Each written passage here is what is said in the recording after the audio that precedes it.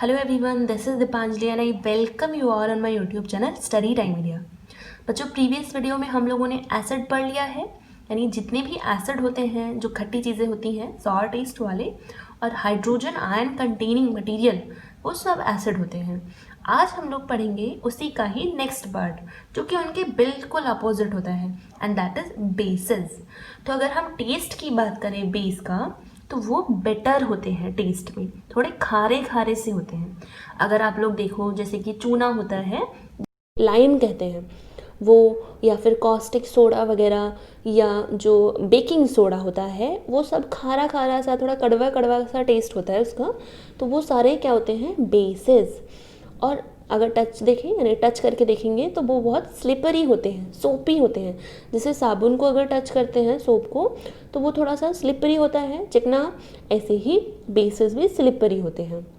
Bases को identify कैसे करते हैं हम लोग, इंडिकेटर पढ़ चुके हैं।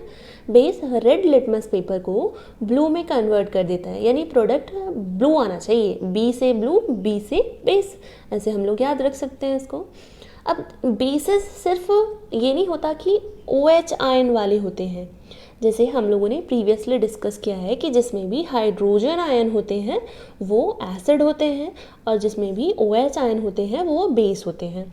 लेकिन सिर्फ इतनी ही डेफिनेशन नहीं है, बल्कि जितने भी मेटल के ऑक्साइड होते हैं, मेटल के हाइड्रोक्साइड होते हैं, metal carbonates and metal bicarbonate यानी मेटल हाइड्रोजन कार्बोनेट, इनको भी बेस की ही कैटेगरी में रखा गया है। जैसे कि अगर हम देखें मेटल के ऑक्साइड, सोडियम एक मेटल है तो मेटल का ऑक्साइड Ne2O, ये सोडियम ऑक्साइड हो गया।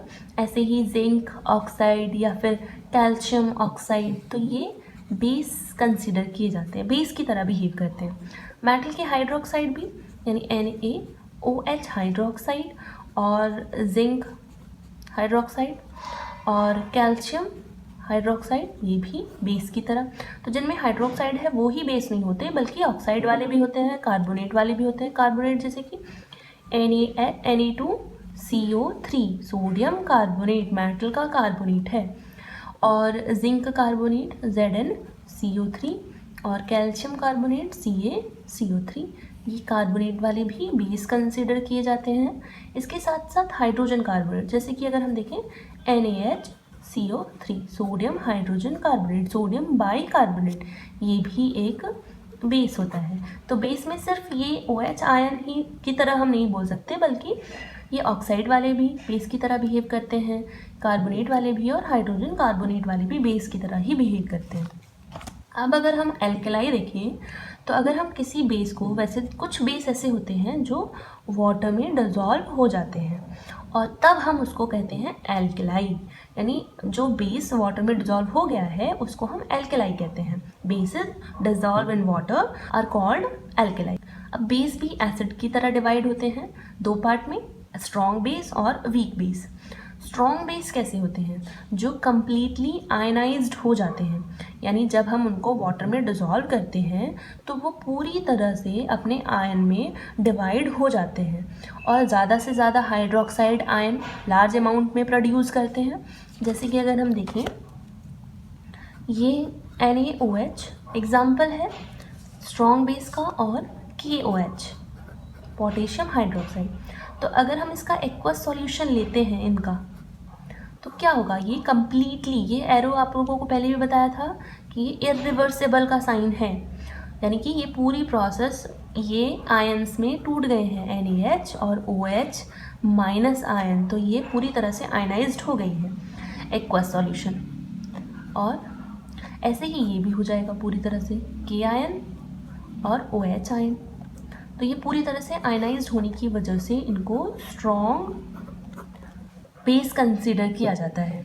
और ये अच्छे से, मतलब ये इलेक्ट्रोलाइसिस भी करेंगे, आयन है, फ्री इलेक्ट्रॉन्स हैं, फ्री आयन है, जिसकी वजह से इलेक्ट्रिसिटी कंडक्ट करा सकते हैं, इसलिए ये अच्छे यानी गुड कंडक्टर ऑफ इलेक्ट्रिसिटी होते हैं।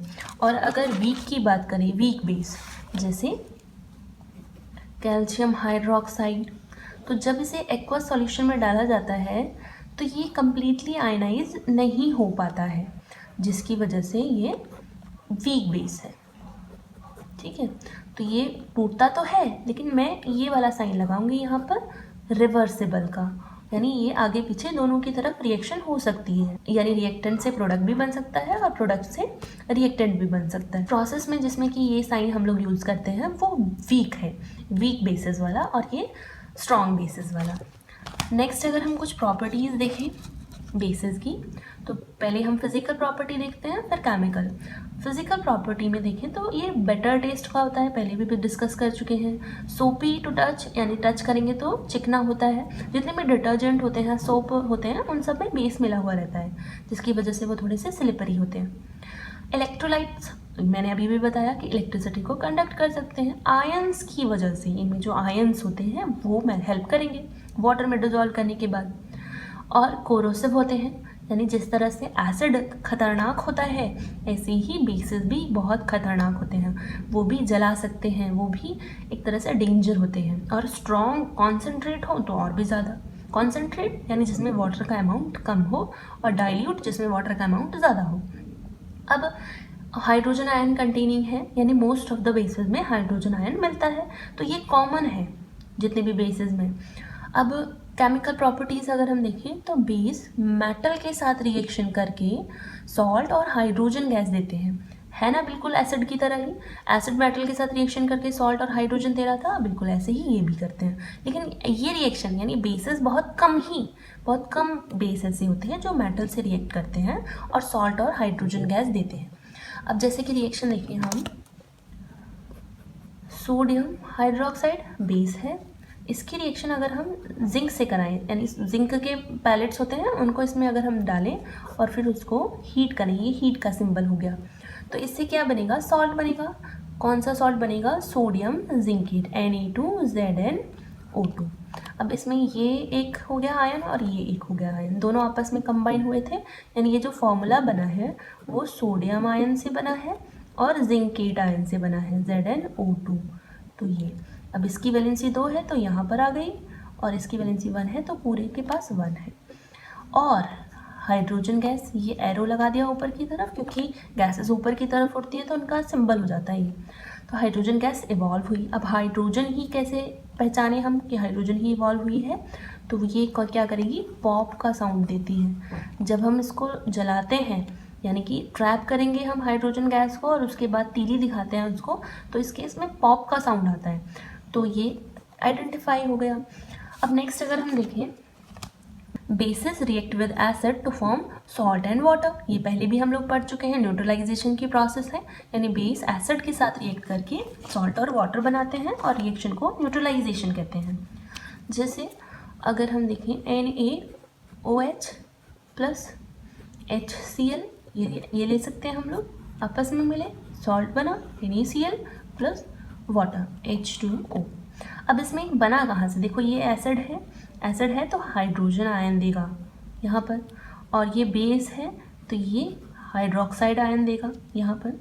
अब ये आपस में कंबाइन हो जाते हैं, कंबाइन हो गए, आयन तो नहीं रहे ना अब, और ये आपस में कंबाइन हो जाते हैं, तो ये वाटर का फॉर्मेशन करते हैं, H2O, वाटर का फॉर्मेशन कर लिया। अब ये वाटर क्या होता है, न्यूट्रल होता है, ना तो वो एसिडिक होता है ना वो बेसिक होता है, न्यूट्रल है, जिसकी वजह से इस रिएक्शन को हम न्यूट्रलाइजेशन रिएक्शन कहते हैं। तो ये पूरी प्रोसेस हो जाती है, सॉल्ट और वाटर बन जाता है। नेक्स्ट अगर हम एक और एसिड ले लेते हैं NaOH, या KOH से भी करा सकते हैं रिएक्शन, यहाँ KOH भी लिख सकते हैं एग्जाम्पल में हम लोग। एसिड अगर H2SO4 लें, ठीक है, सल्फ्यूरिक एसिड, तो रिएक्शन क्या होगी, यहाँ बन जाएगा Na2SO4 प्लस वाटर, यही सेम बनने वाले हैं, यहाँ K2SO4 प्लस वाटर। इस तरह से ये न्यूट्रलाइजेशन की प्रोसेस हो जाती है। नेक्स्ट अगर हम देखें तो बेसिस नॉन मेटल के ऑक्साइड्स के साथ रिएक्शन करती हैं, जिससे सॉल्ट और वाटर बनता है। प्रीवियसली हम लोगों ने देखा था कि एसिड मेटल के ऑक्साइड के साथ रिएक्शन करके सॉल्ट और वाटर बना रहा था। मेटल का ऑक्साइड का मतलब वो बेस के साथ रिएक्शन करके सॉल्ट और वाटर बनाता है, एसिड बेस रिएक्शन करके सॉल्ट और वाटर ही बनाते हैं। यहाँ पर नॉन मेटल का ऑक्साइड है, नॉन मेटल के ऑक्साइड एसिड की तरह बिहेव करते हैं और मेटल के ऑक्साइड बेस की तरह बिहेव करते हैं। जैसे अगर हम देखें बेसिस, कोई भी बेस हम लोग ले सकते हैं, जैसे हमने इस बार ले लिया कैल्शियम हाइड्रोक्साइड। इसकी रिएक्शन हम कराते हैं नॉन मेटल के ऑक्साइड के साथ। कार्बन एक नॉन मेटल है, उसका ऑक्साइड CO2 कार्बन डाइऑक्साइड, इसके साथ रिएक्शन कराएंगे जिससे कि कैल्शियम कार्बोनेट बनता है। Calcium carbonate plus water. Calcium carbonate क्या है? सॉल्ट है, ठीक है। इसका वाइट PPT बन जाएगा यहाँ पर, PPT प्रेसिपिटेट, जो डिजॉल्व नहीं होता। तो ये पूरी प्रोसेस हो जाती है जब कोई भी बेस नॉन मेटल के ऑक्साइड के साथ रिएक्शन करता है। मेटल के ऑक्साइड, नॉन मेटल के ऑक्साइड, तो ये रिएक्शन होती है। तो आई होप आप लोगों को केमिकल प्रॉपर्टी समझ में आई होंगी। प्रॉब्लम हो तो आप कमेंट बॉक्स में लिख सकते हैं। अब कुछ यूजेस देख लेते हैं। तो जितने भी बेस हैं मोस्टली सब में hydroxide ion, hydroxide ion, hydroxide ion, और मैंने ये भी बताया था कार्बोनेट वाले और हाइड्रोजन कार्बोनेट वाले भी होते हैं। तो ये जो हाइड्रोक्साइड आयन है ये बेसिक प्रॉपर्टी है, इम्पॉर्टेंट है, जो कि बेस में ज़्यादातर मिलती है। अब अगर इनके यूज़ देखिए, जैसे कि सोडियम हाइड्रोक्साइड, इसका यूज़ होता है सोप बनाने में और पेपर वगैरह बनाने में और फाइबर बनाने में। जो सिंथेटिक फाइबर होता है और रेयॉन सिंथेटिक फाइबर है, इस क्लास में हम लोग पढ़ते हैं, इसे बनाने में ही हेल्प करता है। कैल्शियम हाइड्रोक्साइड, इसका यूज़ होता है ब्लीचिंग पाउडर बनाने में। जो ब्लीचिंग पाउडर अभी हम सॉल्ट्स में पढ़ने वाले हैं उसे बनाने में। तो ब्लीचिंग पाउडर का फॉर्मूला होता है CaOCl2। तो ये CaO ये कहाँ से आएगा, ये वाला पोर्शन ये इसी से आएगा, कैल्शियम हाइड्रोक्साइड से। मैग्नीशियम हाइड्रोक्साइड, जिसे मिल्क ऑफ मैग्नीशिया भी कहा जाता है, मिल्क ऑफ मैग्नीशिया, जो इनडाइजेशन की प्रोसेस में हेल्प करता है। यानी हम लोग अपनी एसिडिटी अगर हो जाती है तो हम मिल्क ऑफ मैग्नीशिया ले लेते हैं ताकि एंट एसिड की तरह ये बिहेव करे और हमें क्योर कर सके उससे।